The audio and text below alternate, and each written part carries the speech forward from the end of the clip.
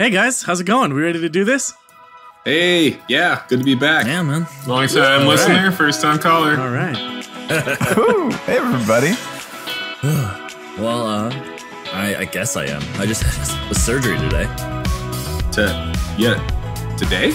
Yeah, it's cool, but I'm feeling pretty great. Is this the show? Yeah, probably. I think so. Wait, surgery on what?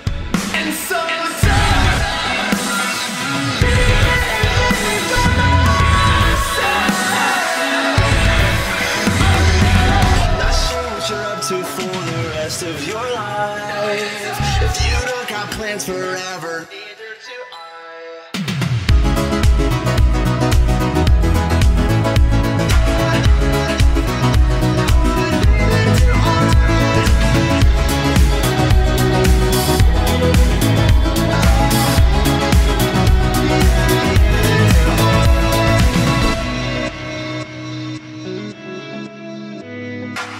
Welcome to the show, everyone. Thank you for tuning in. This week is special. This week is not just three nerds rambling on. This week we've got episode-long Five nerds rambling on. Right. This week it's not just the three of us being dorks. This week we've got two very special guests for a episode-long interview. Nothing about our day, but just good, clean fun with a couple of guys from Bungie. And they're joining us here on Crucible Radio, and we're very excited to have them. Hey guys, it's great to be back. Yeah. Did I interrupt? I'm sorry. Go ahead. Sorry, what were we going to say, birds? Thank you for jumping the gun. It's not your turn to talk yet. Hello, mystery interrupter. We'll get to you in a second. Yeah. In fact, we'll get to you right now, but it's important that I get a say before. Okay. No.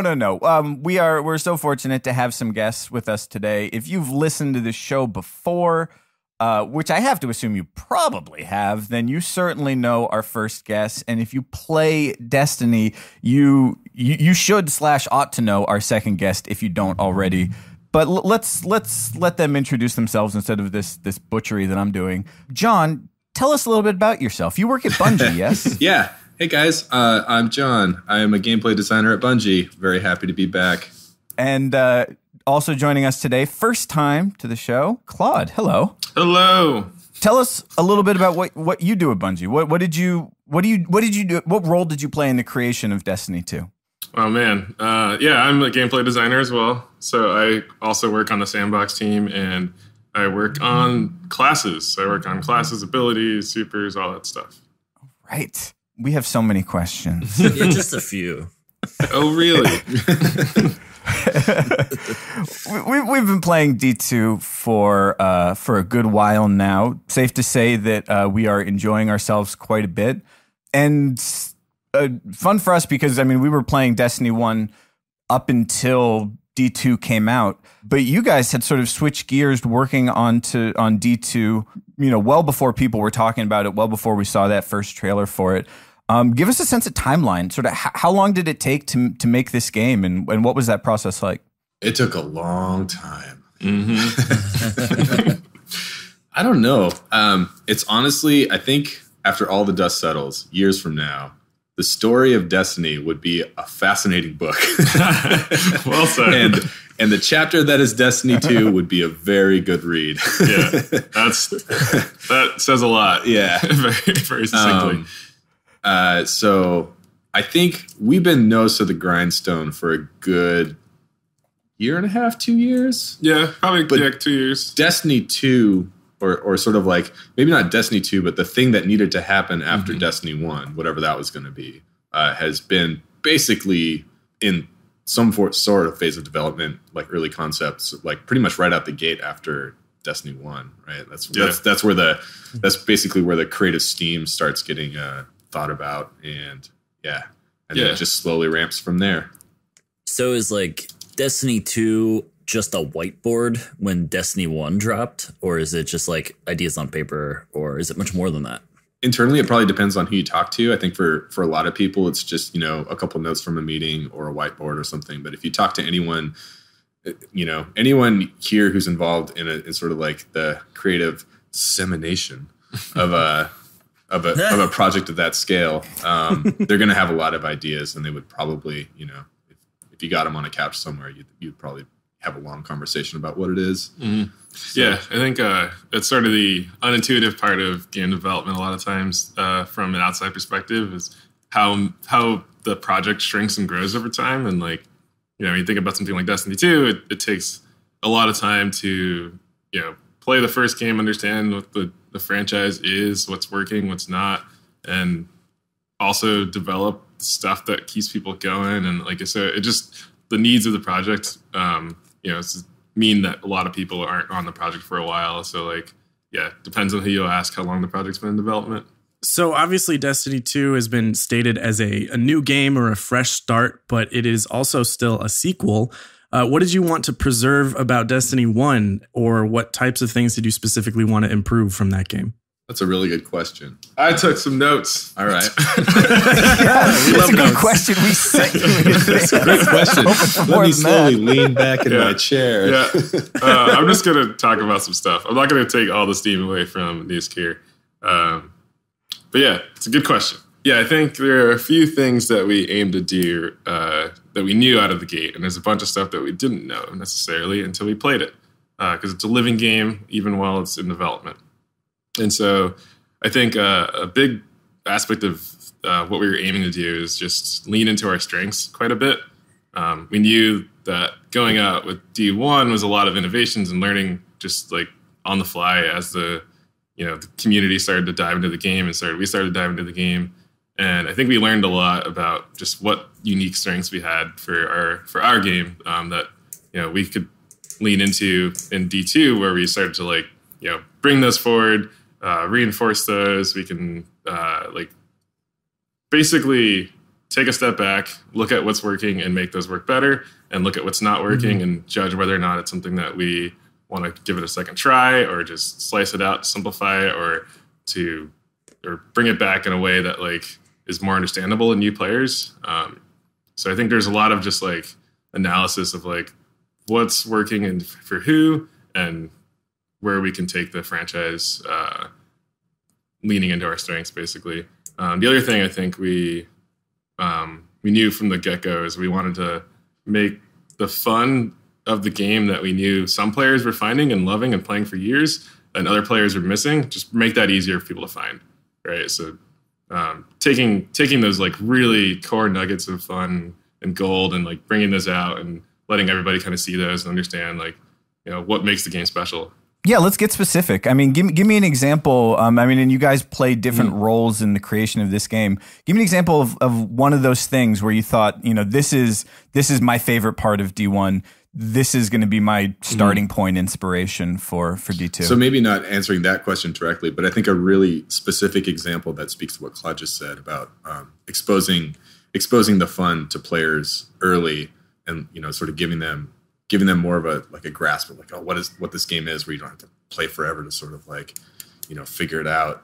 It was a really tangible change that we made, and I think was really positive, which was that we just gave players an exotic weapon as they were playing the game, right? You hit a level and you go talk to a vendor and they just give you an exotic. And I thought that was really important to do, because if you think about Destiny 1, the average player of any game doesn't finish the game, right? If you look at data and statistics about how long people play games and at what point they burn out or they feel like they've done enough, most people don't even finish a game. And the people that do finish a game, they're just well, done. That was cool. Move on to the next game, right? And I think the process of discovering just an exotic weapon in Destiny 1, you had to play well after the game was finished, right? You had to be pretty substantially, you had to be substantially into the end game to even get the chance to get one.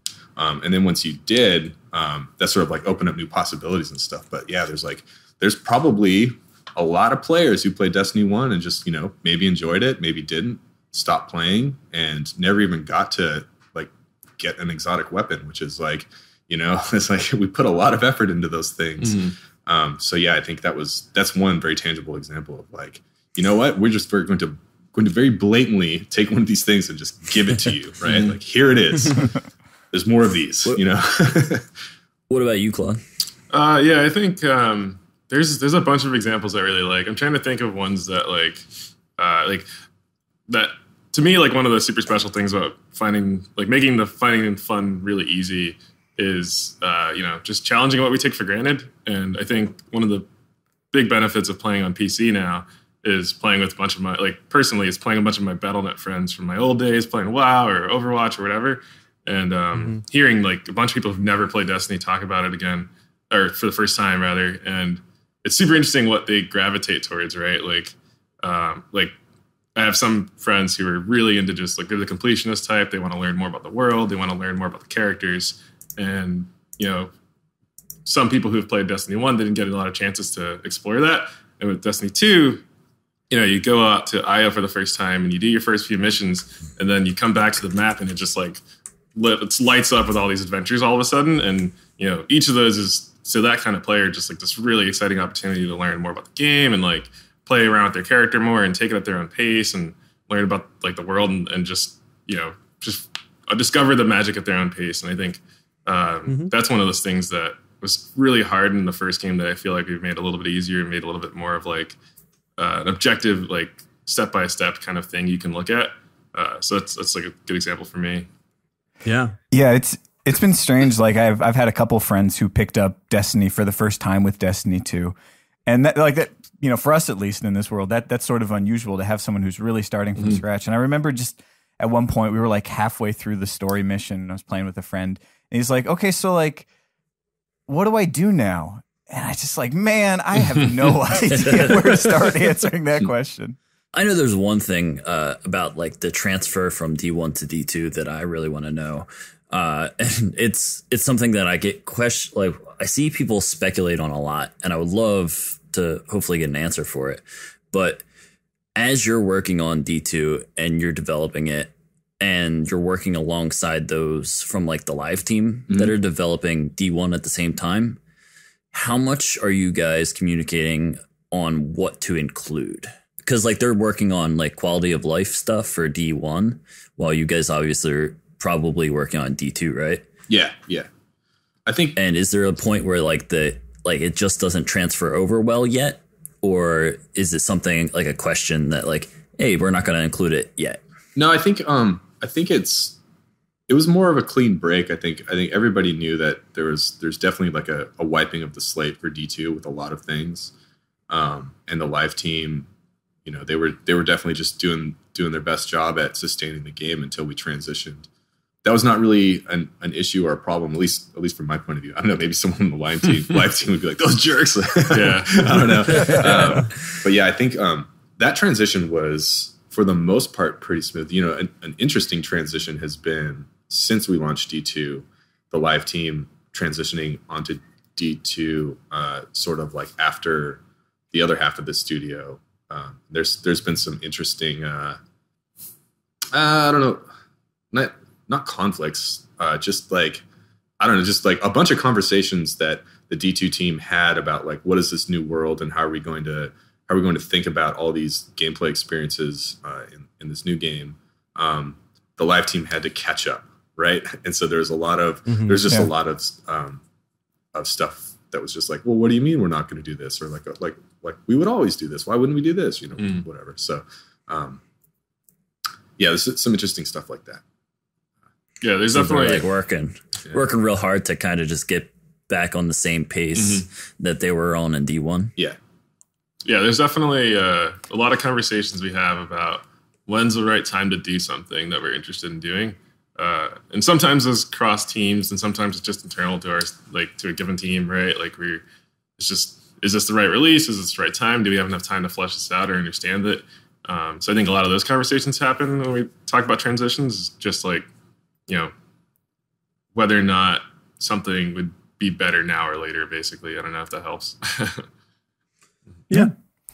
Well, I mean, and with the first DLC coming, quite soon after the release, I imagine you had a bit more leeway to, release a good product that didn't have to sustain a year. It's got to sustain a couple months until you roll out some more content. I have a question, and I'm thinking back. I want to say this was during our interview when we spoke with Grant. I think he had mentioned that one of the first subclasses that really took shape in the sort of early creation of D1 was Striker, and that sort of set the scene for a lot of the subclasses that got built with sort of that sort of character in mind, and complementing that. So for D2, what was that first subclass that's sort of the one that kind of solidified and took on an identity soonest in the process? So it was a little different this time around. We knew what the game was a little bit more. We knew what the role of supers was, whatever. And so like we knew a little bit more about how to balance the game, right? And so I think like this time around, we didn't start with just one, right? Like we had a lot of understanding and like better tools and better, we could build it faster, we could build it better, faster, stronger.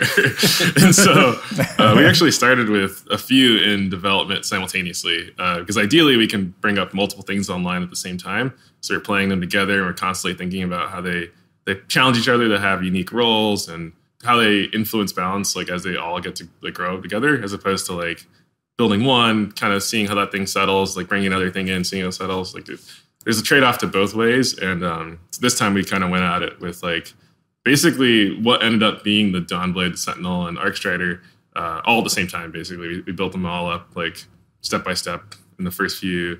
I don't even know timeline anymore. First while of development. And like it was also at a time where we could sort of like split them up development wise between designers. And so it kind of came into this thing where like one designer was working on one of those. And so we had 3 guys working on 3 supers simultaneously, which was really cool to see like how that kind of pushed and pulled their identity a little bit. It's kind of interesting. There's also an interesting thing happened this time around with developing those subclasses. And I think, the last time we talked was like the first time we played, speaking about D1, like the first time we tried a Fist of Havoc and we're just like, oh my God, this feels awesome. Like this is it, right? And that ended up sort of like setting the tone for like, this is how we're going to do this for D1. It was actually like, correct me if I'm wrong, Claude, but I think it was when those concept art images came in for the new subclasses. we saw these amazing illustrations that our concept art team did for each one of the like the Arcstrider, Sentinel, and Dawnblade. We saw these pictures and we were just like, oh my God, we have to. Like this is it. Like they just made it come to life in our imaginations. We're like, oh, like this is gonna make it easy. Like all we have to do is just execute and build something that looks like that picture. To deep dive on that a bit, like because I thought that was super easy. It's actually a really good, little tidbit there. Like I'm definitely, most of my career has been on like smaller games, and so with smaller teams, it's really hard to pull that kind of thing off. Where like you're working on an ability or a character or whatever, and like as it's shaping form, and you can kind of see the vision, like you know exactly where it's going. You can see how the pieces are going to line up, like 1,000 feet away, right? And like you're just trying to get it closer and closer to convince everybody. And here, like we have so many moving parts, so many people involved that like it's important to get everybody on board with that vision early. And so it's hard to do that when you have like a really janky prototype and like nothing's like working yet, it doesn't have all the visuals.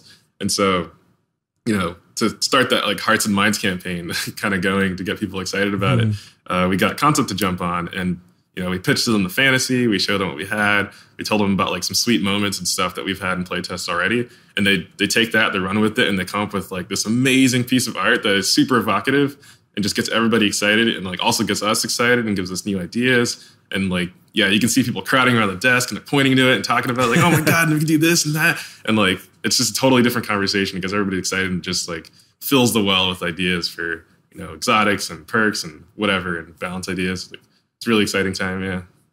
It's funny because I'm a part of one of the Destiny community artists like Discords, and like watching them create art based on your game is like really interesting like to see. And it's really like it's kind of funny that like I have those same thoughts like, oh, look how cool that is. Wouldn't it be great like if that was that? And it's like you guys actually get to act on that. Whereas I'm just like, oh yeah, that's cool. Let me retweet that. Great idea, guys. Yeah, I mean, it's like if it helps at all, it's definitely like kind of a double-edged sword, right? Like every time we do that, we're also writing a huge check.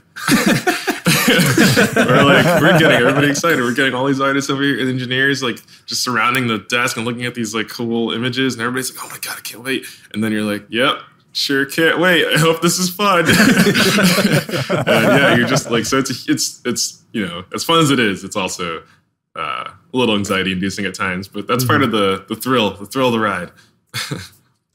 Well, Noosk, were there any like exotic weapon ideas that you've just been sitting on for a while, or you thought of it a year ago and have been dying for it to get in, or it inspired something that's now in our hands? Yeah, I got a couple nuggets.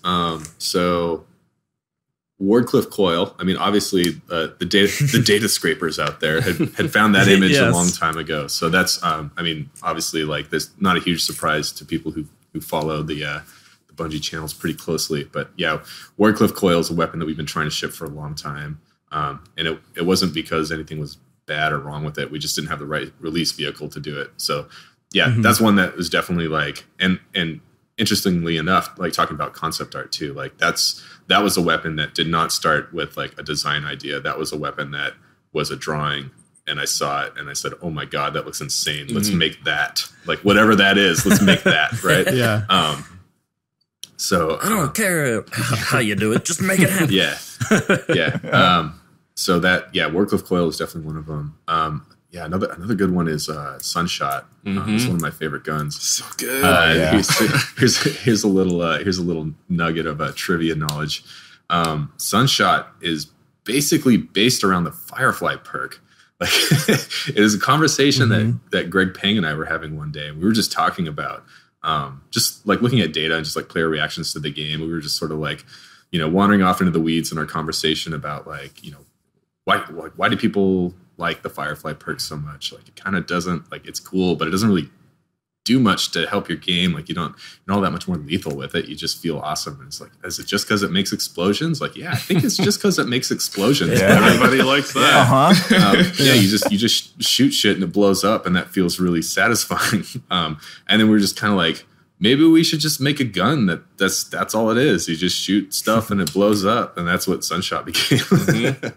How cool is it to see like a physical model of a gun you've carried all the way through to that?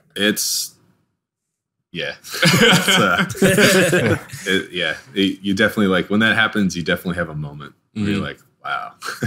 Yeah, even like I think he's lucky that he gets like the super detailed sculpts, like the really physically like elaborate models in person. And sometimes I'll get some stuff like that, right? Like the best I've got lately is like we got these inflatable props that are basically like they're like what do we call those things? Like inner tubes. Yeah, they're like inner tubes. Like you just those blow up. Yeah, the shield, the sword, and the staff, and you just like blow them up, and they're like maybe like a foot and a half. Like, and I was super excited anyway. I was like, oh my God, look at these cool super weapons. Oh my God, so cool. And then my fiance is looking at me like I'm just playing with the cat, like just shaking her head. I took. Can somebody please make Claude a set of Dawnblade armor just to wear around the house? Robes. I took those plastic toys home to my kid. I was like, maybe he'll like them, and he was just like, these are boring. Yeah, like, he didn't even want clearly doesn't have good taste. Functional. Well, speaking of Sunshot, Noosk, my girlfriend is obsessed with that weapon, and I have been begging her to just try out all the things so she can experience the wonderful world of the interesting weapon compositions. And I look over and she has just Sunshot equipped and she uses it and never switches, and she loves it. So you did a good thing with that one. Awesome. That's great. Explosions. Yeah.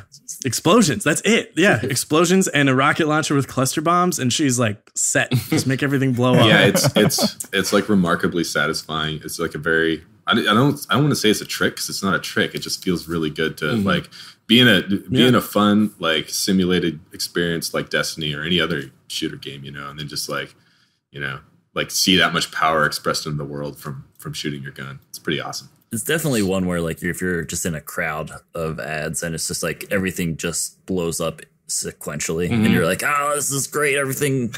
Yeah. I think my favorite part of that is like when you're like looking through your loadout, maybe going to the strike, maybe doing whatever, and like you're like planning out what you're gonna do, how you're gonna play, and I'm like looking at things, min-maxing, like, what do I want to pick? And then I look at Sunshot, and I'm like, you know what?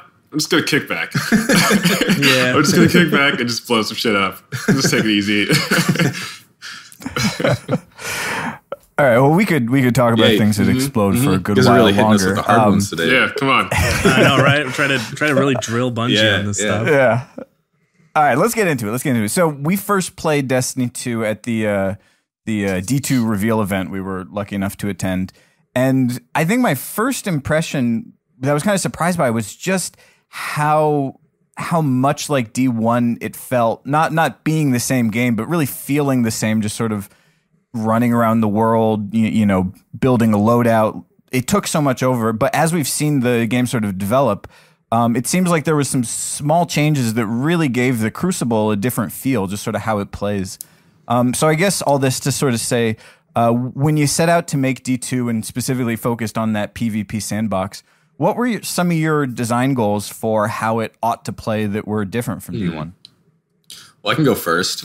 I think on the weapons side, and I should actually be clear too, because I think that there's a perception like out in the wild, and also, you know, honestly internally at the studio that that we approach balancing and how we build things on the PvP model, and it's not true. We're very aware and thinking about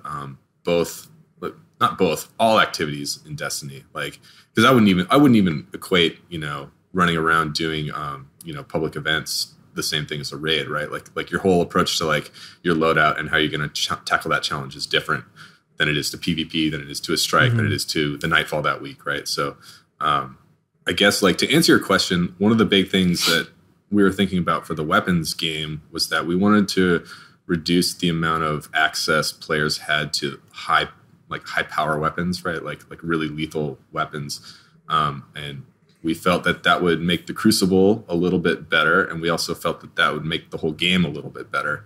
I believe that is the thing that I would talk about a lot while we were sort of like trying to win the Hearts and Minds campaign around that was just talking about having a potent power experience, rather than just giving players as much uptime as they wanted with really highly lethal weapons. And so that those early ideas sort of got the ball rolling on the you know, kinetic energy and power weapon slots.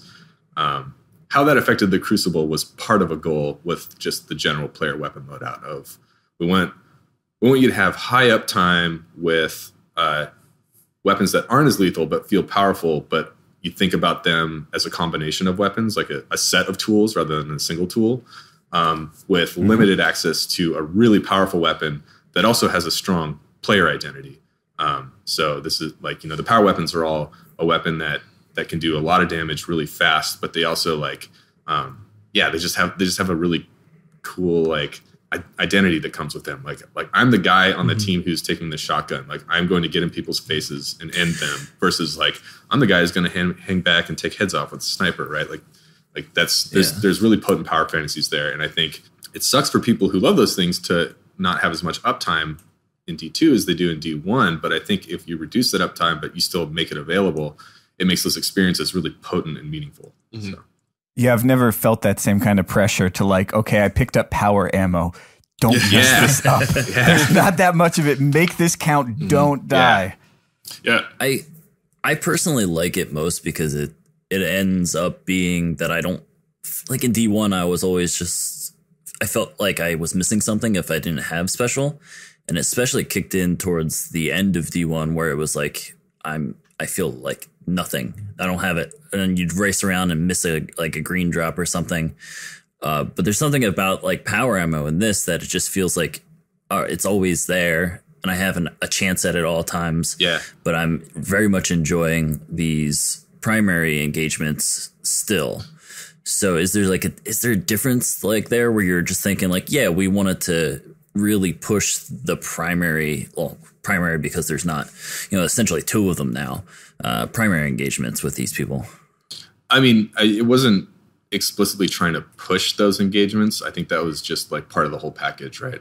I think another benefit of this system is that, you know, sort of that meaningful choice that you have now in the power weapon slot, you previously had in your primary slot, right? Like the really high uptime weapon that you had was one gun. And so you had to decide, like, am I an auto rifle guy? Am I a hand cannon guy? Am I going to run a scout rifle on this map? Am I going to run a pulse rifle on this map? And now you have a combination, which can sort of like forgive some of that pressure and also like help you think about like interesting combinations. If you think about pacing at the low level of just like how the primaries work, and versus the power ammo slot, you just get this low level choice of like how many, like I'm pacing out where my shots are, I'm pacing out my positioning, I'm thinking about where this guy is, I'm swapping weapons depending on that. Like it's like sort of a positional, like kind of footsies kind of game. And so that's like the low end. You're like thinking about a lot of different things there. You're making a lot of different choices. And then the power ammo spawns, and now you have a bunch more choices to make, and this intensity starts to rise. And there's a fight around that, and you're thinking about like how you're going to use your weapon once you get it. And then it goes up, and you maybe use all the ammo, and it comes right back down into like the primary game. And so you get this really nice little flow, like back and forth there. And then that plays into just how we think about everything, right? Like that lets the spikes have more identity to them, right? Like when I get that power ammo, now I'm all about that roll, and then we can push that roll way harder. Same with the supers, same with grenades. Like we can, because the pacing is allowing for that really stark contrast, it really makes those moments shine. And I think that goes down to like the level of all the choices we make. Like we made a lot of choices on the ability side about counterplay options and balance in that regard. And I think like counterplay is really interesting to think about with pacing, because it's not just about fairness. It's about giving one person spike like a mirror effect on the other person's side, right? Like if I cast my super, that's my giant power spike, and I'm like all about that moment, and it's super exciting for me. And on the other side, it's not just flat anymore. Like I have an option. I can do something about it. And so I get this intensity spike as well as an opponent. And I'm thinking about like, where do I need to be? What do I need to be using? And like it just creates that, up and down for everybody involved. And so I think like we got a lot out of just changing the pacing of the game to let those moments shine. Yeah, and then another thing we talked a lot about while developing D2 was the watchability of the game. Like we were hyper focused on how fun it is to play, and then we also spent a lot of time thinking about how fun is this game to watch, right? Because I mean, streaming is a big thing, right? Like it's a huge thing now, as you guys know yourselves. And yeah, like we wanted the game to be fun to watch as well. So like yeah, having these like Claude was saying, like interesting pacing that's got like high highs of these like moments of like, oh, now this guy's got a power ammo, or like now this guy's cast his super. Those, like as a spectator, those moments are also very like, it's easy to understand what's happening, and then it's like very exciting to see like what's going to happen. Like like one guy's down 1v3 in Countdown, and he's trying to defend a bomb site, and then he grabs shotgun ammo. Like that's really exciting, right? Like once that happens and you're watching, you're like, oh, what's going to happen now? Like he maybe has an advantage even though he's down, 2 guys or something like that. So it's cool. So when you put all these things together, like we've got a stronger focus on sort of a default of primary play. You've got these sort of big tempo moments and this sort of back and forth counterplay. And emerging out of that, you get this, I think, a stronger focus on sort of team tactics in D2 than you had in D1. Was that something that was just sort of emergent based on those choices, or did you sort of set out to have a stronger focus on really working together with your team? Totally set out, yeah. I would say I think that was a major goal, was to push teamwork and coordination a lot harder. Not like entirely, it's still a game where you can play solo, but trying to make it more rewarding to play as a team. I think it's definitely a goal in a lot of different areas of the game. Mm-hmm. The focus on like team tactics and team shooting, was that what resulted in a little bit slower TTK, or was it something else? I think that came from, probably, you can speak to this as well. Yeah. I think that came from a bunch of different angles. I think, like slowing it down made it more readable. Like it's a little bit easier to understand what's happening to you, what you need to do differently next time if you lost an engagement or if you want an engagement, exactly why. Lets you just have these more, human relatable, like watchable moments for sure. It did end up putting more pressure on landing shots, which, makes it easier to think about like team shooting being important, right? Like understanding the value of that. So I think, like it definitely was an aspect of encouraging teamwork, but definitely also pushed other angles that we were trying to go for. I know that it is a little easier for my wife to understand what's going on in D2 than it was D1. She'd be like, I don't even know what you're doing here when I'd be doing something in D1. Yeah, and I think the other interesting thing about that is, so like how many different things affect the perception of time to kill, right? Like changing the health or changing the damage is definitely a huge dial on that. But moving the weapon slots around, changing cooldowns, map design, activity design, all that stuff sort of pushed every aspect of what led to the ultimate perception of time to kill. So it was super interesting just to see how that developed over time and like how we leaned into it as we kind of felt the magic and stuff. Yeah, and I think the total slowing down of the time to kill is basically, like Claude was just saying, it's the sum of a whole bunch of things together. Because I mean, if you look at the average weapon that has high uptime, like your autos and your SMGs and your hand cannons and stuff, the slowdown in time to kill is not that much. It's the matter of like fractions of seconds. It's like frames. It's one more fire of a hand cannon round, which is like not even a second, right? So it's like if you just look at raw DPS, it's actually not that different. But when you look at everything working together, there's like it's like abilities and different cooldowns on grenades and like something like Devour. Yeah, and it's a bunch of work that the PvP team did. It's like 4v4, so there's 4 less people on the map now on a lot of PvP modes, and it's like maps that were built with certain modes in mind to sort of create pacing and better flow and less like I'm spawning right next to people, so it helps draw the game out. It helps you find your team versus like run into a bad situation. Whole bunch of stuff like that sort of like adds to the perception that the TTK is way longer than D1. I was just about to ask about that. It was definitely the first thing. I think Luke Smith said it. The third words at the reveal event was, "We're 4v4 now," and that was a huge change. And I think Newsk, you might have mentioned this at E3 as well, about the feeling of thinking things are going well and then getting shot from that 6th person from the other side of the map, where you're just like, I can't add that into my brain. I'm assuming 4v4 was just all part of that that idea to make it more readable, right? Yeah, I can't speak to a lot of the nuance there because that was absolutely an initiative that came from the PvP team. And to be perfectly honest, like I wasn't all that on board when they first like kicked down the door, like it's 4v4 now, dudes. It's like, what? Like, it didn't actually go down like that. Yeah, but they fixed the door eventually. Yeah. Newsk was there in his chair, like pointing a fake sunshot at things. Like, what? Yeah. Me and Greg are just talking about explosions. Yeah. Wildcats. So yeah, I mean, it's those kind of those things. Like, there's a whole bunch of teams like working on this collaborative experience that are all just like we're all making crazy declarations. We're like I'm yelling to people like, "Hey, you don't get your sniper rifle anymore. You have to wait."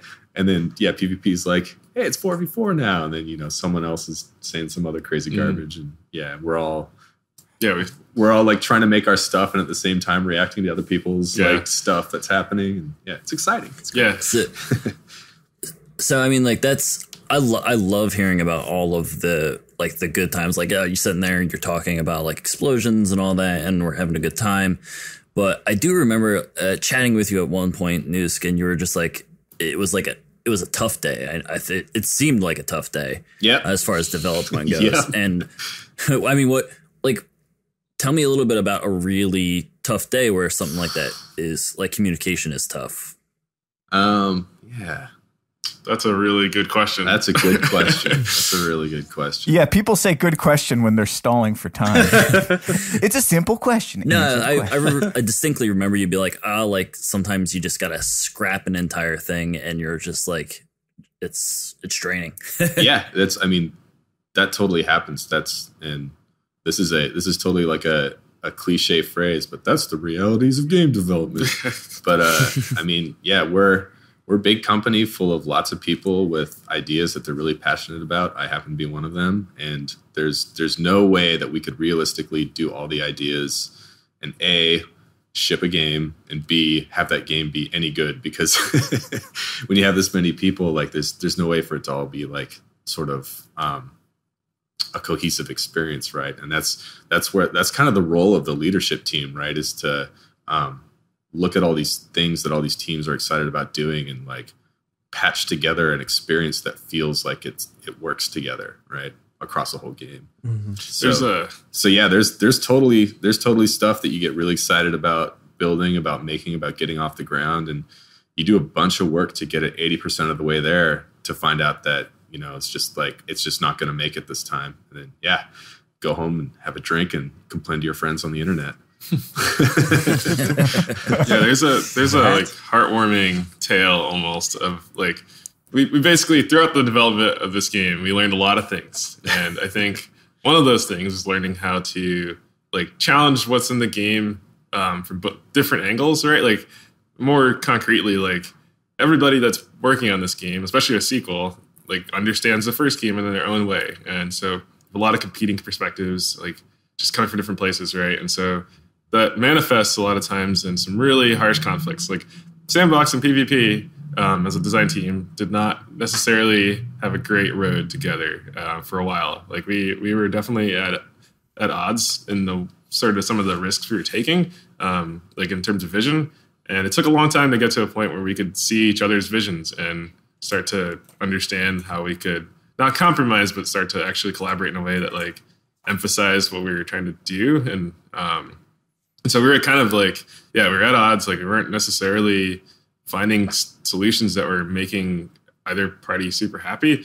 And that was something that turned around towards the end of the project in like a way that was super encouraging, actually. Like, you know, we worked really well together now. I think we really understand each other's goals. And like, I can't even like count the number of days where it was really frustrating to like, you know, just like coming to because we've talked about this. We have like daily play tests, right? And like we're constantly like just side to side with each other. And when it's not working well, that's a really frustrating day. And then when it is working well, it's a super magical day. It's like, you know, everything is coming together and like you just understand each other and you're laughing and you're playing and stuff. And it's feel super good. fun. Talk about explosions. Yeah, talk about explosions. And it came back around in a way that was, like I thought actually brought us together in a really cool way. So yeah, it's heartwarming tale. Yeah, I agree. Is there something that you thought was scrapped from D1 development that you were able to like execute in D2 that made you feel real good? Wardcliff Coil. I don't know. I think there's some things that are like while we were making something or like like Glide or something, right? Like with Glide, when you're tuning it, like just sitting on your desk messing with a bunch of numbers, you kind of find these like cool little magic moments where you're like, if I jack this acceleration up over here, it feels really unique and really different. I'll pocket that for some other time and I'll figure out where that fits. And, you know, like sometimes that comes back and you find a really good place for it to fit. Like, I think those are some cool moments I tend to enjoy. You know, we have a two topics I think we're all really fascinated by that we wanted to talk about, and it fits right in with that sort of change of vision, so to speak. So we have one thing for each of you guys, and I guess we'll start with Noosk. Random rolls to fixed rolls on weapons. This was a big one, and you know, I think it took the community a while to sort of catch on because we couldn't quite inspect everything. But what about the old system? Did you want to improve upon? And what have you found interesting about this fixed roll system now that we've got our hands on the new game? Well, Bones, I'm glad you asked. See, long story. Just cracking open a new beer for that one. This is the tricky one. This is the one everybody's waiting for. Yeah. Well, I mean, let me warm it up. Like, personally, I was unsure about it before because I sort of loved the min-maxing aspect of trying to figure out, you know, the quote-unquote God roll. But I think having played it for a while now, this thing has happened where all of a sudden these guns that maybe just in terms of like their core stats and their archetype, but are otherwise fairly interchangeable, all of a sudden have hugely different identities. And the idea that like I can say Better Devils, and it's not just, okay, my Better Devils that rolled explosive perks on it and works for me in this way. It now is like a universal constant, and Better Devils means something instantly to everyone who's ever had that gun drop. I don't know, that seems like a huge bonus to me, and it's been interesting to sort of talk about guns since D2 came out, because we can talk about a gun and it has such instant name recognition and a universal strategy we can give based off of whatever went into putting together that fixed roll. It ends up being like an exotic, like, oh, yeah, I Exactly. described Yes. a Mida, and it's like, oh, it's also like you could say Better Devils or the old fashioned. Mm-hmm. Yeah, that's the thing you guys are talking about is the thing that was, I think, the most important to me for going from random rolls to fixed rolls, which is basically the socialization of weapons in Destiny. I think I think about the games that I have loved the most are games that I can talk about while I'm not playing them. I think one of the best examples of that are the Dark Souls games. Like, if you've ever played a Dark Souls game in tandem with other people who are playing Dark Souls games, all you will do is talk about Dark Souls. It's like the socialization of that game is incredible. And the socialization of Destiny 1, like even with the random rolls, was really good, right? Like, a lot of people are talking about, here's what I'm doing. This is, these are the people I roll with. This is how we like to play. I've got this awesome build that is all about spawning orbs, or like whatever. Sun charge. Yeah. The socialization of a game, like how well you can talk about it, I think, like, for me as a player, has been the sign of a great game. And so I really wanted to bolster the socialization of the weapon loadout. And I also thought that was very important considering the direction that we were going with the weapon slots. Because if players were going to start thinking about their kinetic and energy weapons as a combo rather than, I just run Mida.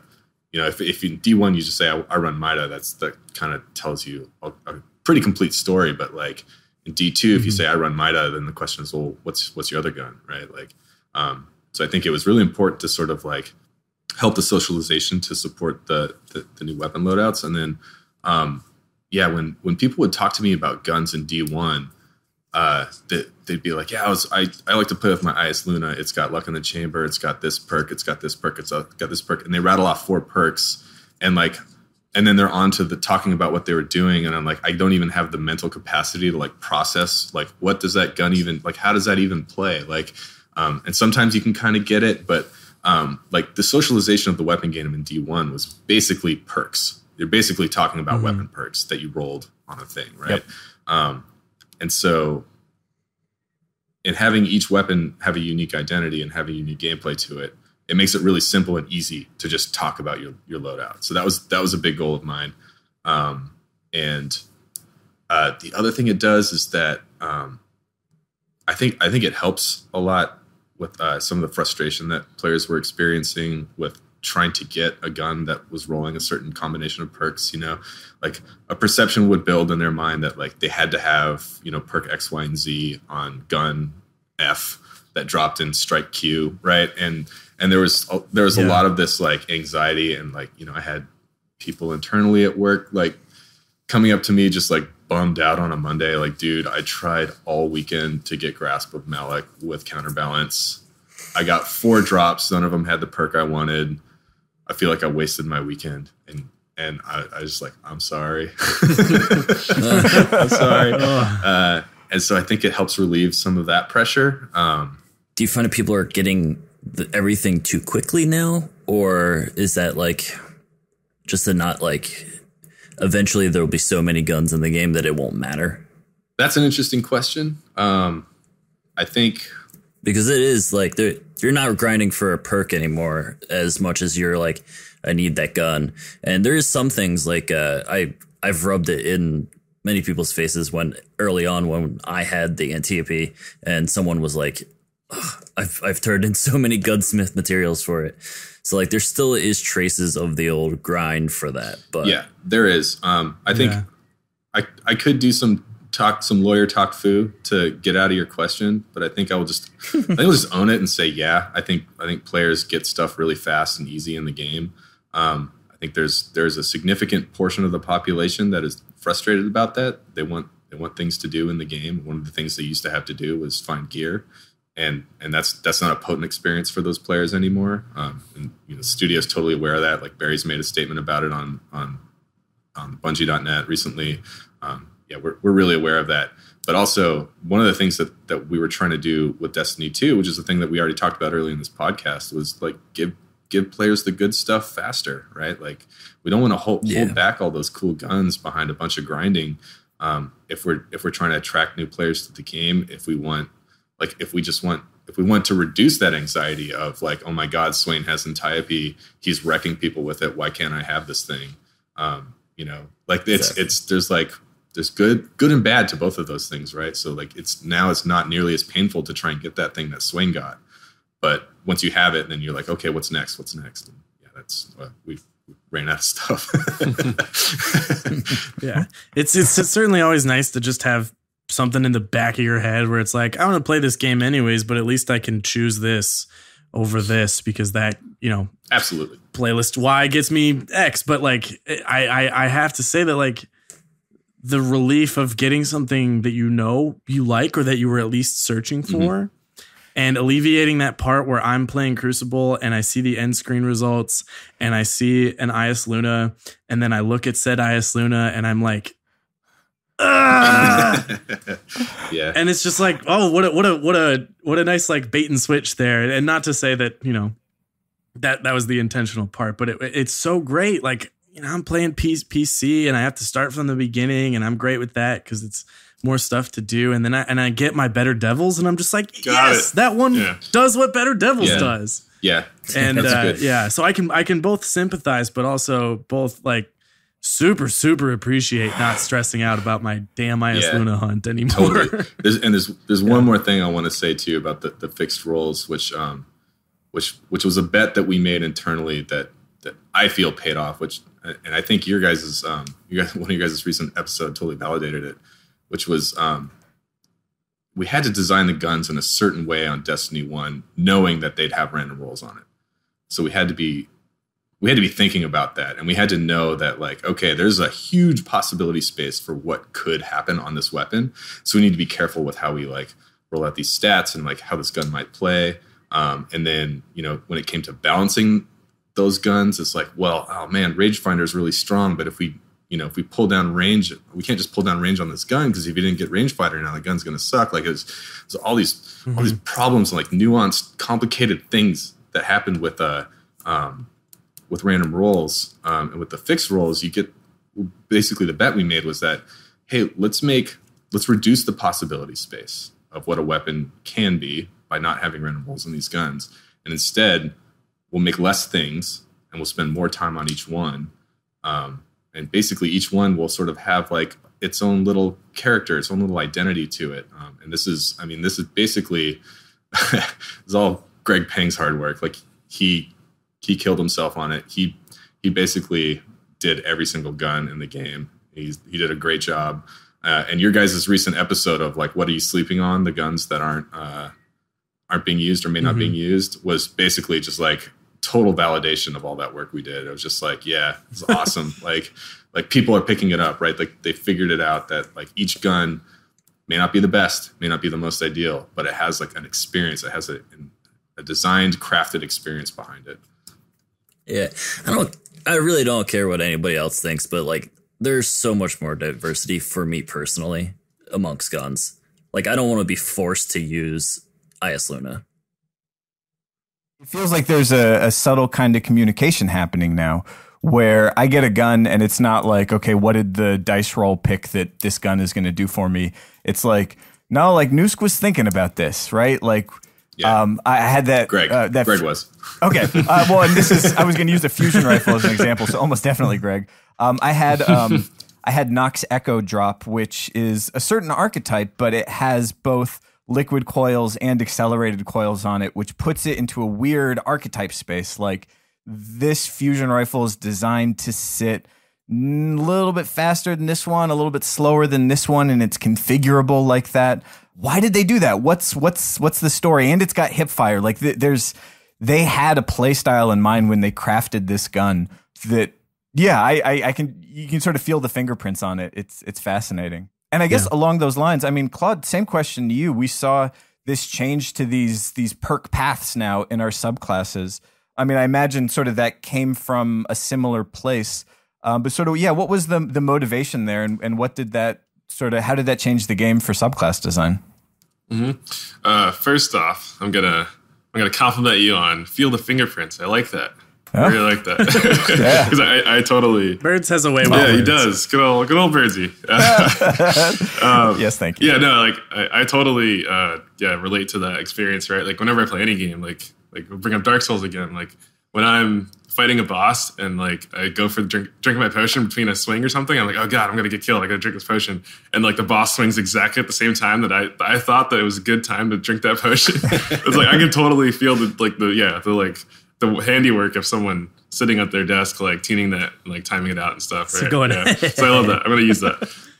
But yeah, no, it totally came from a similar motivation at the perk level for subclasses. We like almost every aspect of that, right? Like the socialization, being able to talk about, what you run with your subclass and why you run it, and just have that be an easier conversation. You know exactly what it means when someone says, I run Devour Warlock.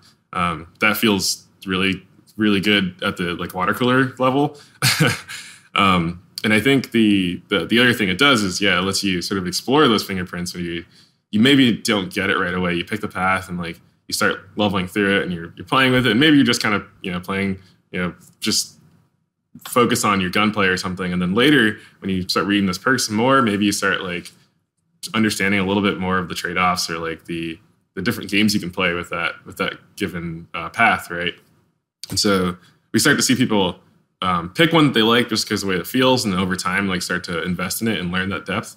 And I think that's another sort of factor of the paths, which is that like it gives you the promise that there's something here to dig into, right? And like, I think the way we had the design perks before was they were all sort of advertising themselves like, hey, pick me, and they're all like these little perks, like a sea of them, and they're like, and it's really exciting in one way, like to try and figure out the puzzle yourself. But at the same time, it's overwhelming for a lot of people. And so we're trying to find that balance where like, we could make it easier to find the fun for a lot of people, but also still give the players who understand how to find the fun already something to keep going for, like the depth. And I think we found a pretty good balance in moving the choices around, right? Like I think the initial thought when you see the redesign of the subclass trees, and I totally felt it. I know the studio felt it internally and stuff. You look at it and you're like, where's all my choice? Like I get 2 choices now. I used to have literally 1 billion choices. And now I have 2. And so like, I think there's a threshold of number of choices where you feel like you can tinker and you can make something your own. And I think what we did was basically move those choices around the game a little bit more. So when you go into your details for your subclass, you still have a few.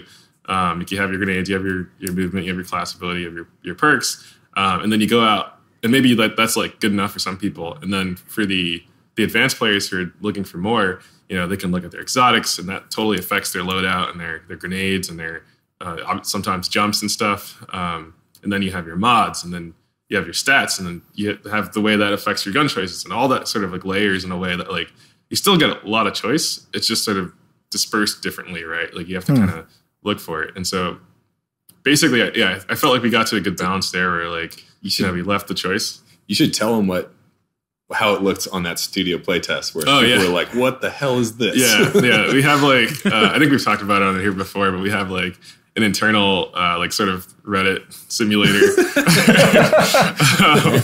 It's like, we have a few forms of it, like an email thread or email alias, and like a website you can go to leave feedback with like upvotes and stuff and downvotes.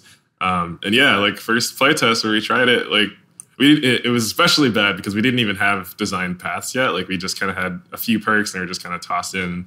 And like people played it and they're like, what the hell is this? But it was literally 2 paths. Yeah. So we hadn't developed the class abilities yet. And then it was like, there was no jump choice. There was no grenade choice. There's no melee choice. It was just a line. 2 lines. So, like you could hear the tables flip one by one as people launched the build. It was especially, you're totally bringing it back. Oh man. Yeah. I'm like, oh man. Anyway, because it was especially bad because we were still prototyping it at that point, right? And so like, the screen looked the same, but it just literally was missing buttons. And they're like, what the hell is this? Where's all my stuff? Whatever. So, go ahead. Claude, so with that, though, are you looking forward to the synergy with new exotics down the line? Like being able to kind of muss up the subclass trees by using those? Yeah, absolutely. Yeah, I think that's exactly speaking to the spirit of it, right? Like each exotic now becomes another perk on that talent grid from before. Like it just becomes another way for you to think about your subclass, your grenades, your super, whatever. Like it all mixes in differently every time you pick a different exotic, and it gives us a targeted way to build those exotics too, because we know that you'll have a given path A or B for a given subclass, and we know exactly how that'll affect it, and so we can push it even stronger, right? Like we don't have to worry about how it affects every possible perk combination on a subclass. We have to worry about how it affects two paths, and that's the sort of obvious angle that a lot of the players have figured out already. Is just like it does make it easier for us to balance, but I don't want that to come off as like the primary thing, right? Like that is definitely not the only thing we cared about. It was a nice perk to us, but it was not the interesting choice of words there.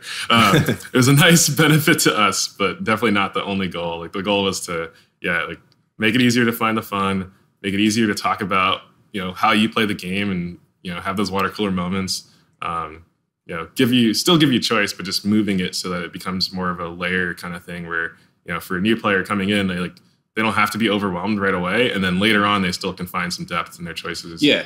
And then you just said the thing I was going to say, which is that the depth is still there. Like the simplicity in the presentation is like drastically different, but there's still depth, right? Like there's still there's still subclass trees that I haven't like played a whole bunch. And I know there's more gameplay to sort of like figure out there. Yeah, and go ahead. I was going to say I have one question about something very similar to that. Is there hidden stuff? Hidden stuff? Like that's not like up front and listed on there, because I'm pretty certain there's something with Sunbreaker where if I punch someone, it launches them off the map. Yeah. And it happens pretty often. That's definitely a thing. I think that's it's the bottom path Sunbreaker. That's what's that thing called? A thermal vent, maybe? No, I don't remember what it's called. But that thing definitely launches guys. There's some hidden things, and there's some things that are like, we didn't change that. It just feels kind of cool. There's some hidden things for sure. Happy accidents. In some cases, it's just like, here's an aspect that makes this functionality feel better, but we don't have to burden you with the complexity. Yeah, that happens a lot. Like it's a delicate balance. Like we don't want to hide things. We just want to, make you focus on the parts that matter, right? Yeah, and there's also hidden things in the sense that like explaining this to the player just got lost in the shuffle. Like we never meant to hide this. I think the most recent like obvious example is people figured out that ricochet rounds like totally helps your range stat. Like we built that. We meant to include it on the tooltip for the perk, and didn't. Somehow got lost. Tess didn't find it. Like it was one of those things that just like lived in Greg's brain, and like Tess didn't even know to look for it, and Fiction didn't know to write it, or like some link in the chain got messed up somewhere, and then all of it the internet went up like 2 weeks ago. Like, oh my god, ricochet rounds! What? You guys are taking a real risk by being so frankly honest about that. Soundbite here. Well, Claude, one question I had sort of on the idea of these subclass designs that I thought, like, even before we got a chance to play them, I was kind of fascinated by. One that really stands out for me is sort of the design of Arcstrider. With Way of the Warrior, you have like this almost like MOBA style interlocking set of abilities that define like a combo. So you've got like your dodge and your melee interacting. Like there's like the correct play style for this, or the intended play style, seems sort of obvious compared to something like Way of the Wind, where it's just like a lot of good utility perks, and you can make use of them individually. You don't need to. Maybe there is sort of a combo in mind there, but I haven't figured it out yet. I mean, is that something that you're sort of thinking about when you're sort of balancing those two paths? Like how sequential is this path going to be, if that makes sense? Yeah, if you can see the smile on my face right now, you're bringing a tear to my eye, dude. I think we think about that a lot. Like we absolutely we want to take advantage of the new system we made here, right? And that's the huge advantage, is that we can create these really designed, like authored experiences because we know which perks you'll have, and we know which order you'll go in as well. So we can kind of try to teach you it over time and stuff too. Oh my god, there's so many things to talk about here. Like,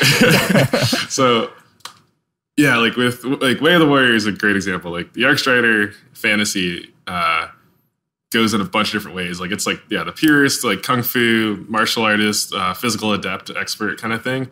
At the like super high level fantasy level. And then at the mechanical level, it's totally like an homage to like Street Fighter, like nerds, right? Like you just get to learn all these cool combos and stuff that are depth from the different atoms you have. Like you understand that you have a dodge, you understand you have a punch, you understand you have a jump, whatever, like all these little pieces, and then you start to understand how you can string them together in interesting ways. And then the perks like reinforce that to give you a cool way to kind of string those together. And that was, we totally looked at that and said, okay, here's a cool loop that's really interesting to do and really fun to play. Now, to balance that out, like for the other path, like let's try and give you a choice that tugs at a different emotion. So you feel like you're in a different mode when you hit that big switch, right? Like now it's all about utility, it's all about passives, it's all about layering these all around beneficial things on top of your other game gunplay. So you kind of get this interesting choice of like, how do you want to play, and how you want to reinforce like the things that you like doing. And then we wanted to mix it up with all the different subclasses as well.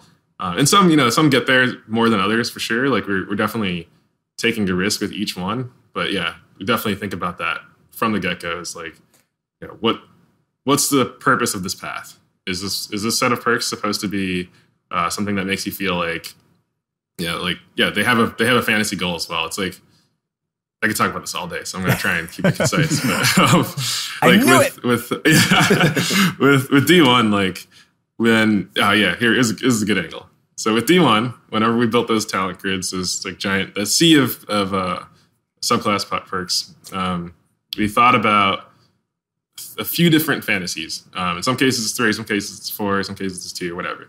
And the fantasies are also sprinkled throughout that build, and you can poke around and try and figure it out yourself, and you can find that path.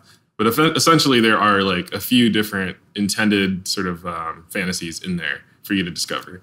And so we thought about it a similar way, but we could push it a lot harder because we knew that you would see it. And so we wanted you not to see it only, but to like feel it and like come away from that feeling that same way, right? So basically for any given subclass, there's like a high level fantasy, and then there's like a breakdown of like really narrow, like focused fantasies.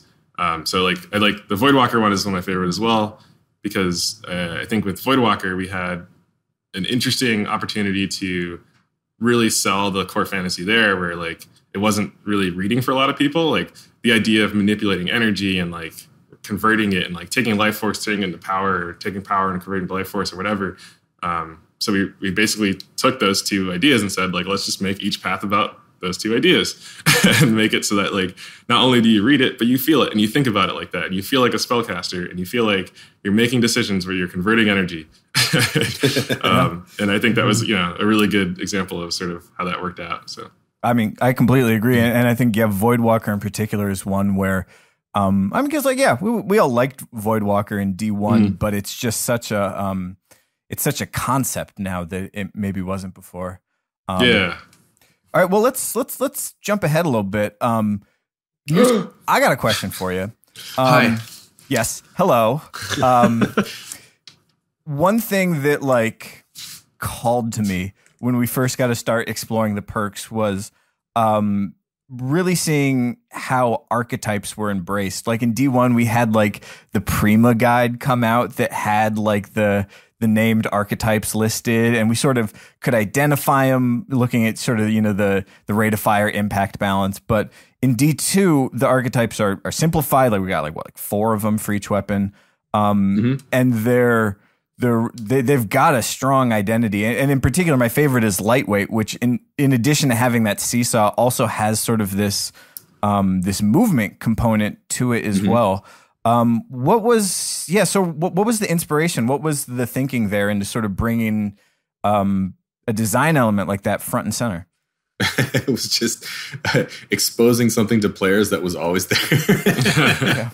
Like like you said, like D1 came out in that Prima guide, sort of like, it laid out our design intent, and we never got it. We never got that thing in front of players, and we just had to design around it for the 3 years that Destiny 1 was a game. And so it was really important to us to, just expose it to players. And then once we exposed it to players, that caused us to ask a lot more questions. It's like, okay, well, now I know this is a precision weapon. Why do I care about that? And the first answer was like, oh, it's just that's the unique role of the stats. And then there's a whole bunch of people who don't geek out about weapon stats the way that we do here. And those type of people would ask me like, well, so like I don't care. And so it's like, oh, okay, good point actually. Like how can I make, like Claude was saying with the subclass stuff, like how can I make you feel this and not just read it, right? Like how can I make this gun feel like it fits in this family based on how it handles in the player's hands? So yeah, we went a little bit further there. So actually with every subfamily, with the exception of adaptive, there's an intrinsic perk. Yes. Okay. Within that subfamily, and it's not immediately exposed to you on the tooltip. So if you tooltip over the weapon, it just tells you what family it's in. But if you go into the actual weapon detail screen and then you tooltip over the subfamily icon in the weapon detail screen, it'll tell you what that intrinsic perk actually is. So some of the perks that are quote unquote missing from D1 actually got rolled into these subfamilies. So like an example is fast reload on empty perk from D1 is now just an intrinsic property of the rapid fire family, because the whole concept of the rapid fire family is like I just shoot as fast as I can and the only thing I care about is getting lead in the air, right? And so a big part to help you feel that is like, we don't want you reloading in the middle of your mag. Fire it dry because it's a fast firing weapon, and then we're going to give you a super spicy reload at the end of that, and you'll be able to just like kick into the next magazine. Okay. I like a good spicy reload. Okay, so it's strafing for lightweight, it's reload perk for the rapid. Precision, is that like counterbalance? It is counterbalance. It is the perk from D1. Counterbalance just lives in the precision weapons.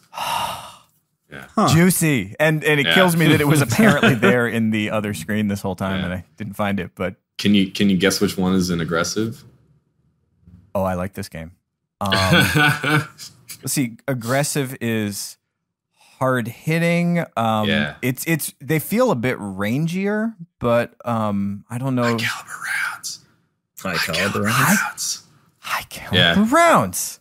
It just lives there in aggressive weapons.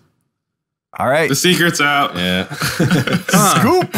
It says it. It should say it right there in the tooltip. No, it's still scoop. We've definitely had a few people going like, "Can you ask them about high caliber rounds?"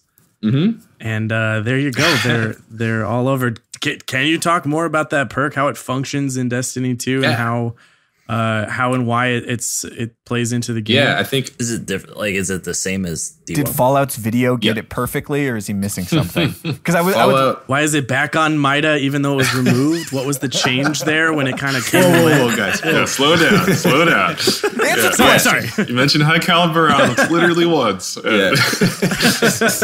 Just holding your hand over this fire here. Yeah, no, we should totally talk about high caliber rounds. I would say, to Fallout's credit, he did a really good job at breaking that down and how it works, but he missed a key component. I'll jump in really quick. Analysis. Can't wait to rub this in Fallout's face. Fallout messaged Fallout. me at some point, and he asked me like a simple question about how that works, and I was like, dude, not only do I not know how it works, but the amount of complexity that goes into that type of thing is so absurdly. It's really cool how much power we have over that thing. So I think Fallout did a great job doing the best he could with the tools he had, for sure.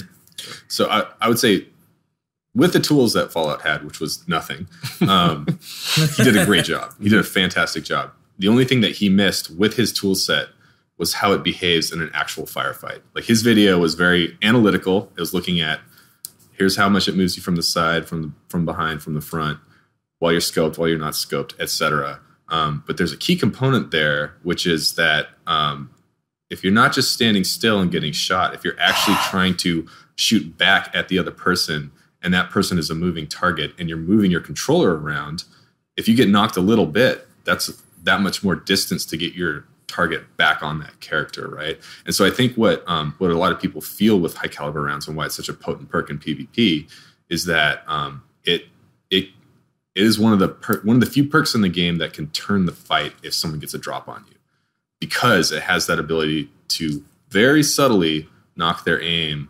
But if they're not totally dead on, and you can knock them a little bit and be strafing and moving and jumping and dodging and all the stuff you can do in a movement-based game like Destiny, you can absolutely turn the fight if you have that perk on your gun. And that's why it is hot. And yeah, to directly answer your question, yes, it's totally a thing that we're looking at right now. So I think that is a little bit of something that he missed in his analysis, even though his analysis was like spot on. It was really good. So like, I'll give you guys a little bit more insight to how it actually works under the hood. Every weapon archetype, so like a sniper rifle or a shotgun or a hand cannon, has an amount that it can be knocked, and then an amount that the weapon does knock when it hits. So the amount you get knocked will depend on the weapon that you're holding in your hand, whether or not you're in ADS, and what type of damage is coming at you in that moment as well, right? So we have a whole bunch of subtle knobs there that we can turn to like craft and experience, and yeah, it's like this is one of those ones where like I agree that it's strong right now in the game. I agree it's strong for the thing that I said earlier, which is it's one of the few perks that I feel you can turn a fight. If someone gets a drop on you and you have high caliber rounds and they don't, you can probably turn that fight and win.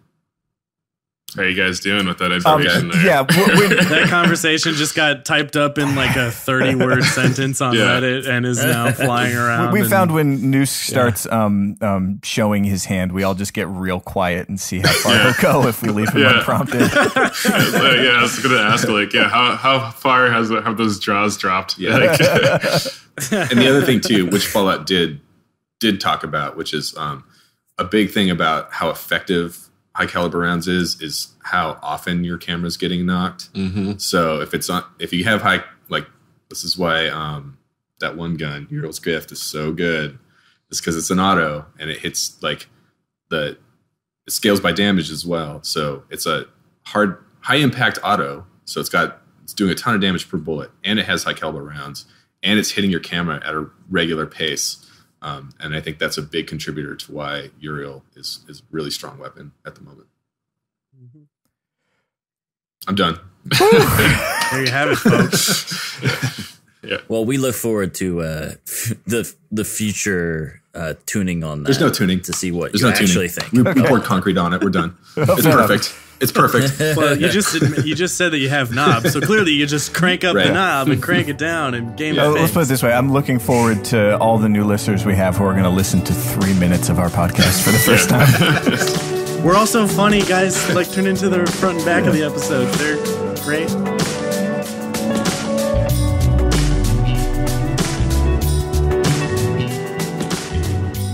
All right, everyone, that will do it for part 1 of our 2-part episode talk with the guys at Bungie, Weisnewski and Claude. Oh man, this second parter is just as good as the first one, so it is worth the wait. We will be back for our regular scheduled episode release day, Monday the 27th with part 2. So you have that to look forward in just a few days. And also make sure you check out crucibleradio.com for all your updates. Join the Discord, discord.gg/crucibleradio. Lots of people looking for teams, lots of people looking to team up and do some Crucible, do some trials, even a raid or two here and there. And also make sure you head on over to patreon.com/crucibleradio. And if you want to support us, we'd love to have you. We got giveaways, we've got a bonus podcast, we do movie nights, and so much more. So head on over patreon.com/crucibleradio.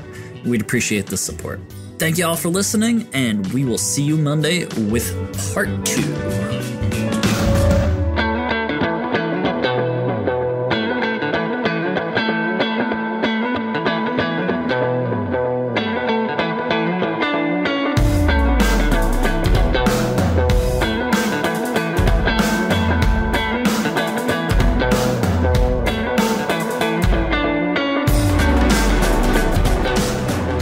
Loving this music. This is Friend Group. They're our friends, and they could be your friends too. All you got to do is go check them out. It's twitter.com/friendgroupband or on Instagram at instagram.com/friendgroupofficial. I hope you will check them out. I hope you'll check out all the great music that we play here on Crucible Radio. And if you're a musician, we'd love to add you to that list. It's so easy. We love hearing your music. We love playing it. Just send us an email to crucibleradio@gmail.com.